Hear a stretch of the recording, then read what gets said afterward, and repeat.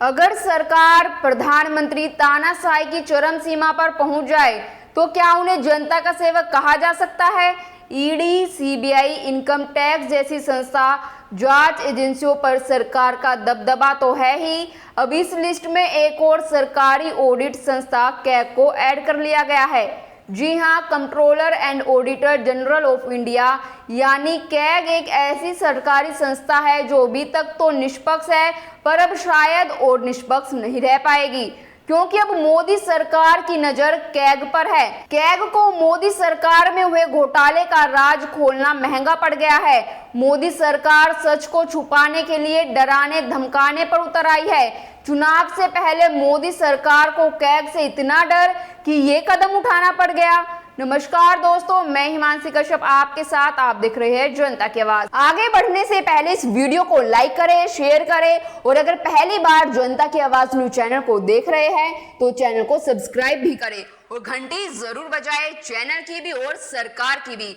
आज की national media के मुकाबले में जनता का साथ दीजिए और उसकी ताकत बनिए, जनता की आवाज बनिए और हो सके तो इसके लिए चैनल को ज्वाइन भी करें। मॉनसून सत्र में कैग ने जिस तरह से मोदी जी उनकी सरकार की पोल पट्टी खोल कर रख दी, कैग के साथ उनके अधिकारियों के साथ ये होना ही था, इनाम तो मिलना ही था। मॉनसून सत्र में कैग ने जिस तरह से मोदी राज में हुए 7 बड़े घोटाले की पोल खोली, भारतमाला परियोजना, द्वारका रैपिड ट्रांजिट परियोजना, टोल बूथ संग्रह, आयुष्मान भारत, अयोध्या विकास परियोजना, ग्रामीण विकास से जुड़ी परियोजना और HAL हवाई जहाज निर्माण योजना, इन घोटालों को उजागर किया। इसका इनाम अब कैग के अधिकारियों को मिल गया, तबादला यानी ट्रांसफर। कैग के 3 बड़े ऑफिसर्स जिन्होंने मोदी घोटालों पर पूरी की पूरी सीरीज बना दी, अब केस से उनको हटा दिया गया और A ग्रेड ऑफिसर्स का ट्रांसफर कर दिया गया। यानी कि कैग जिसका काम ही सरकारी कामकाज, सरकारी योजनाओं का ऑडिट करना है, अब उन्हें ही अपने काम से रोका जा रहा है। और रोक कौन रहा है? हमारी सरकार जी रोक रही है। कैग के ऑफिसर्स को डराया जा रहा है, धमकाया जा रहा है। यानी कि अगर सरकार का घोटाला उजागर करोगे तो मोदी जी उसे नहीं छोड़ेंगे। अब मॉनसून सत्र में कैग के 3 बड़े घोटाले। पहला, द्वारका एक्सप्रेसवे घोटाला। द्वारका एक्सप्रेसवे के लिए cabinet committee of economic affairs की तरफ से अप्रूवल मिला 18.20 करोड़ और खर्च हुए 251 करोड़।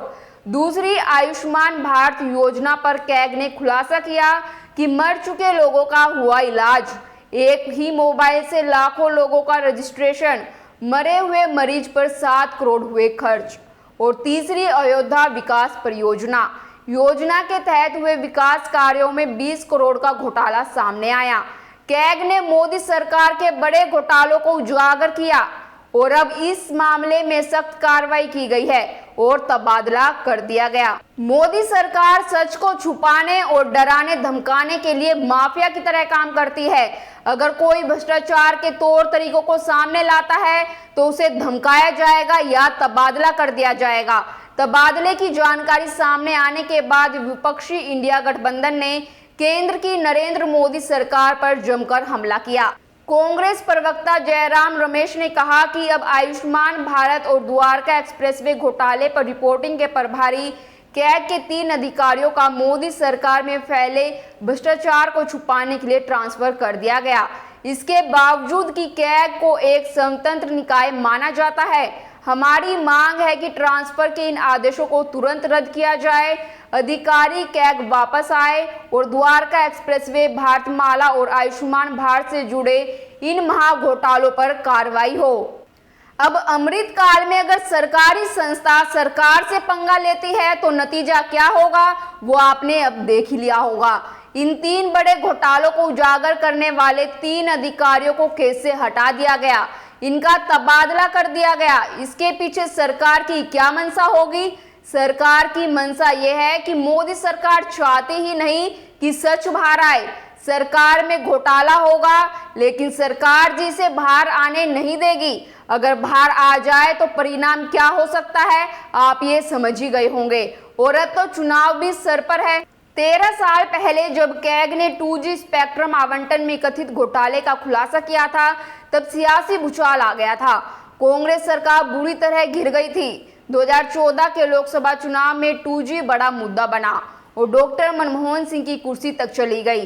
कैग की रिपोर्ट पर भरोसा जताया जाता है, खासकर मोदी जी 2014 से पहले कैग की रिपोर्ट पर मनमोहन को घेरते थे और अब जब मोदी राज में उनकी सरकार के घोटालों के राज खुल रहे हैं तो उनका तबादला कराया जा रहा है। जो सच बोलेगा उसे मोदी राज में इनाम के तौर पर सजा मिलेगी। और गोदी मीडिया जब कैग की रिपोर्ट आई ना तब सरकार से सवाल किए और ना अब ऑफिसर्स के ट्रांसफर पर कुछ बोलेगी।